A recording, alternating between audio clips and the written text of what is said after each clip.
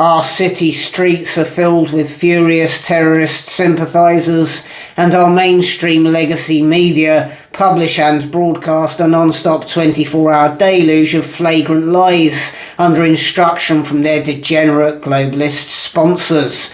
Our treacherous non-elected Prime Minister sacks his Home Secretary for telling the truth, who then exposes him for having absolutely no intention of stopping the boat invasion of illegal migrants or forcing through a Rwanda deportation plan that we all knew was never going to happen from the moment it was announced. And amidst all the turmoil and outrage, our government have quietly decided that they're going to raise our council tax yet again next year, with councils being allowed to charge an extra 5% and the British public being expected to pay an average extra £120 a year. Sounds like a real vote winner, doesn't it? Jeremy Hunt, clearly a man of the people, despite having one of the most slappable faces in the history of British politics.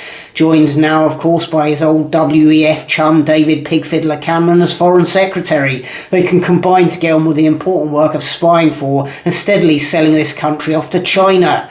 And where's all this extra council money going exactly? It's going on inflated salaries and pensions, of course, for council employees who work 4 half days a week from home for full-time pay.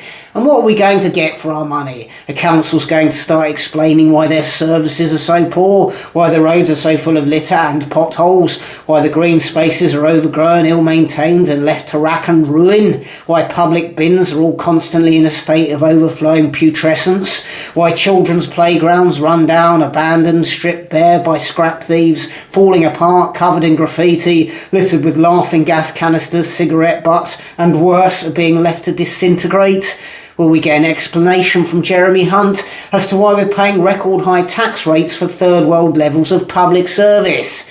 We're being extorted by a government who've long outstayed their welcome and their electoral mandate. There was a time when such circumstances would be met with widespread civil disobedience, revolt, a time when Hunt, Sunak and the leaders of local councils might have ended up with their head on the end of a stick paraded down the street.